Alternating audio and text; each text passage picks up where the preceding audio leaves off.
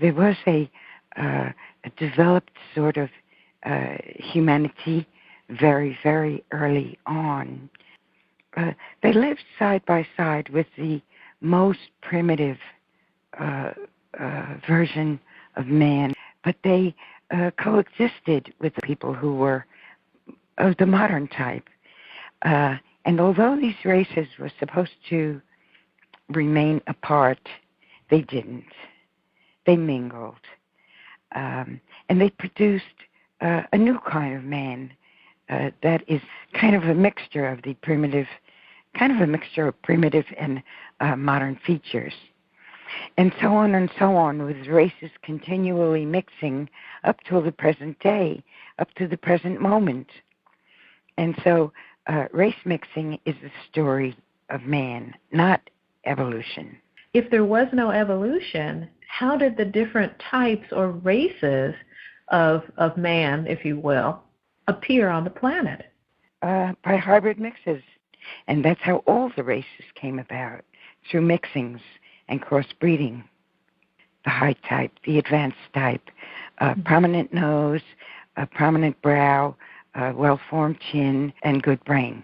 They lived side by side with the most primitive type of man, the type that lived in the trees and sometimes scampered along on all fours. But there were mixings, and that's how the next type of race came about. And that's how all the races came about, through mixings and crossbreeding. Right. Yeah, because I never bought into the story that someone could walk out of Africa and then over time the skin tone changes, the facial features, and the structure of the hair changes. I never really bought into that. Yeah, and that's what we're taught, and that's what textbooks say, but it's false, and we need to understand what the true history is. It wouldn't hurt paleontology to adopt the hybrid model, because then they could go back to work and figure out which races mixed with which other races, and they could still do their things and their charts and their textbooks and their lectures. Right. It just is a matter of dumping Darwin, which is the only 19th century theory we still embrace. Everything else we've surpassed. And why do you think that that's holding on so steadily? I know why. Because Darwin fits in with the secular paradigm. Now, I would like to touch on a little bit about the idea of out of Africa.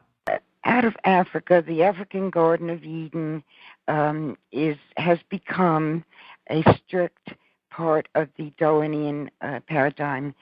This is where the professors and experts tell us that all mankind came from Africa. I don't believe this is true.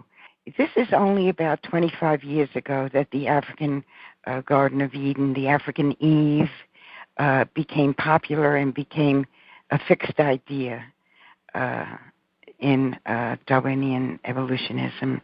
But it's not true. And as you say, it would be impossible for the African to migrate out and go to Sweden and turn white, to go to China and turn yellow. Those are fairy tales that they're still teaching in school. Right. And as you say, the bottom line is that the only thing that can make a change to someone's innate nature, the physicality of skin color, eye color, hair texture, body type, is mixing.